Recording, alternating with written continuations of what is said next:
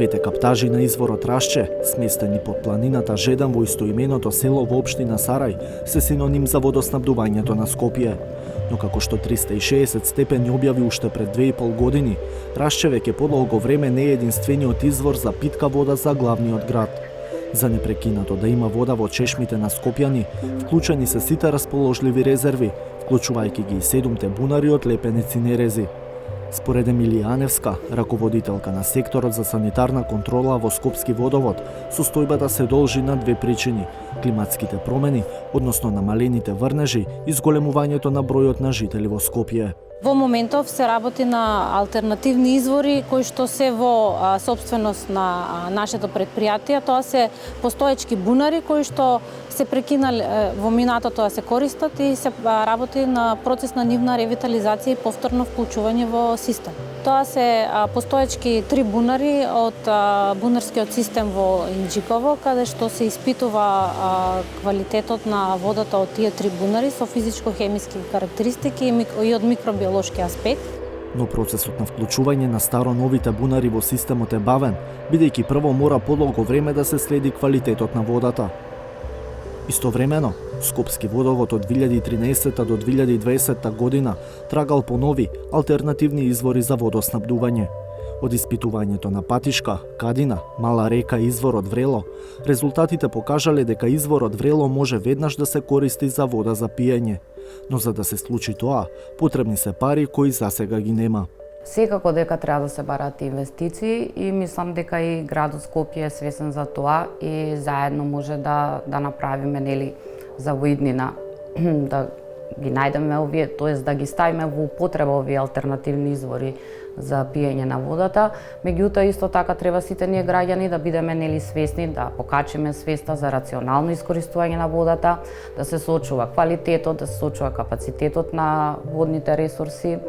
И тоа е тоа. Само така би можело долгорочно да немаме никакви проблеми во водоснабдувањето на градот Скопје. Дали вклучувањето на новите извори може наскоро да стане реалност, прашавме во град Скопје, под чија капа е Скопски водовод. Одговор не добивме. А потребата е повеќе од очигледна што Рашче веќе не е доволен, туку мора да се користат и бунарите. Сепак, поглед во годишните извештаи на водовод и канализација покажува и друга слика. Додека водата се повеќе ја нема, таа и тешко се наплаќа. Лани водовод успеал да наплати само 40% од вкупно произведената вода. Во останатите 60% влегуваат технички губитоци поради истекување, дефекти, нелегални приклучоци, како и големото количество питка вода која се користи за полевање на зеленило и миење на улици. Како што знаеме, поголем дел од водоводната мрежа во градот Скопје е стара и таа е околу 50 на години, претежно е изградена по експанзијата на градот после земјотресот 1963 година и тука е разбирливо дека ќе доаѓа до поголем број на дефекти и заради тоа јавното предпријатие Водовод и канализација на годишно ниво издвојува отприлика околу 100 милиони денари за да се врши замена на стара мрежа со нова мрежа, исто така и за санација на овие дефекти. Секако дека може и поголема вредност да издвојуваме, меѓутоа сепак тоа представува голем трошок за нашето предпријатие. Скопје не е единствен град кој се мачи со обезбедување вода за пиење. Така и во Куманово, чии граѓани примарно се снабдуваат од акумулациите Липково и Глажња. Во одредени периоди од годината сепак, тие не се доволни за редовните потреби. Целокупната количина на вода што е потребна за градот Куманово ја зема од водостопанство, односно од овие два објекта, браната Глажња и Липково, додека во зимскиот период, кога е исклучен бајпасот, користат бунари. Тоа се случува само кога нивото на Глажња и на Липково е намалено, за да ја чуваме водата во летниот период. Илиевски објаснува дека од браните со кои стопанисува водостопанство се испуштаат 230 литри во секунда, а низ цевките до Кумановскиот водовод се губат 10 литри во секунда. Кога водата ќе влезе во системот на Кумановскиот водовод, губитоците се далеку поголеми. Лани биле 55% од вкупно произведената вода. Виновници се старата мрежа и дивите приклучоци, вели директорот Стојмановски. Заменивме некаде околу 9500 водомери кај домаќинства со електронски водомери, 500 водомери кај правни лица. Со што во тие делови на градот каде што ја извршиме замена на водомери имаме намалување на загуба некаде до 12%. Значи тоа многу помогна во тој дел. Во склоп на истиот проект имаме добиено и опрема за детектирање на дефекти на водоводна мрежа, геофони, геокорелатори, кои што ги користиме во моментот. За одржување на водоснабдителните системи се потребни инвестиции кои се скапи, потенцира Илиевски, а од друга страна, јавните предпријатија се соочуваат со апсурдни ситуации, бидејќи ресурсите со кои стопанисуваат воопшто не се во нивна сопственост. Ниту една брана во Македонија нема имотен лист да е на Министерство за земјоделие или пак на водостопанство. Ако ги погледнете овие површини што се под водата, на катастар ќе ви излезат се уште на физички лица.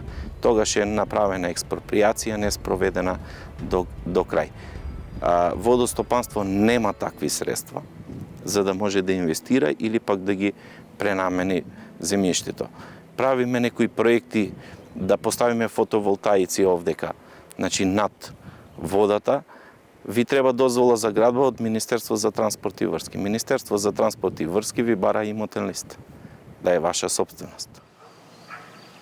Кочани не е блиску до Скопје и Куманово, но проблемите се слични.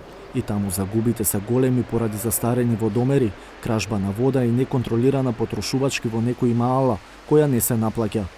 Градот се снабдува со вода за пиење преку бунарски систем, која 2 пати се препумпува поради големата висинска разлика. Потоа се третира во фабриката за вода и се спушта во цевководите која ја носат во станицата за пиење. Досегашните искуства покажуваат дека некои посериозни рестрикции нема, освен во кога се појавуваат некои екстремно високи температури и кога недостасуваат, односно нема врнежи, како што беше, да речеме, минатото лето, знаете, плюс и ситуацијата која што беше колку зафати Кочани со пожарите. Се намалува издашноста на изворите тогаш? Па, во дел да, малку се намалува, меѓутоа само тогаш правиме рестрикција од причина што поради високите температури водата почесто, односно граѓаните почесто користат вода и доаѓа до пад на притисокот и одредени зони остануваат без вода.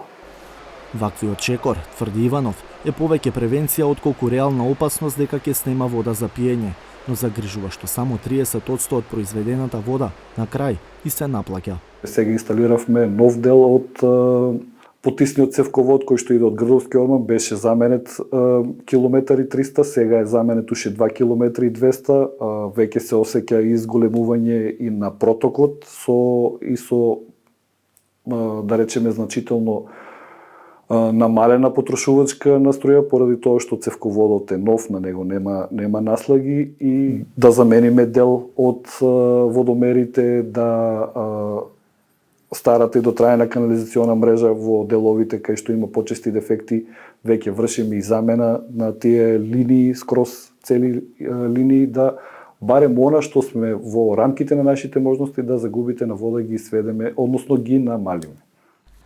Иванов во моментот е веде директор на предпријатието, но и председател на управниот одбор на Сдруженијето на даватели на комунални услуги, во кое членуваат 15 јавни предпријатија. Од таа позиција, Иванов смета дека државата мора да направи национална стратегија за отстранување на проблемите со кои се соочуваат предпријатијата. Сме секогаш отворени за соработка со владата, значи да ги видиме нивните размислувања кои се во тој правец, да седнеме на заедничка маса, да се направи некоја стратегија, се со цел, како што кажавте вие, да не се доведеме во ситуација да имаме вистински рестрикции на вода во периодот кој што следи. Процентот на неприходувана вода е еден од клучните параметри преку кои се оценува успешноста на работата на давателите на водни услуги. Според извештајот на регулаторна комисија за енергетика во 2021 година, процентот на неприходувана вода изнесува 60,46%. Тоа значи дека се наплаќа само околу 40% од произведеното. Најголеми губитоци, со над 70%, има во североисточниот и полошкиот регион.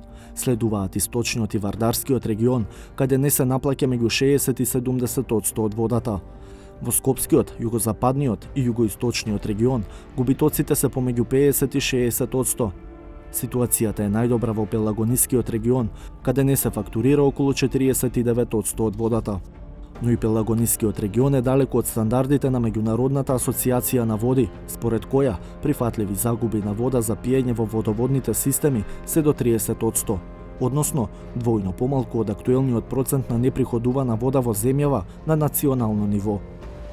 А додека 60% од произведената вода се губи, се намалува и самото производство. Според регулаторна комисија, лани имало речиси 7% помалку вода која влегла во системите за водоснабдување, споредено со претходната 2020 година.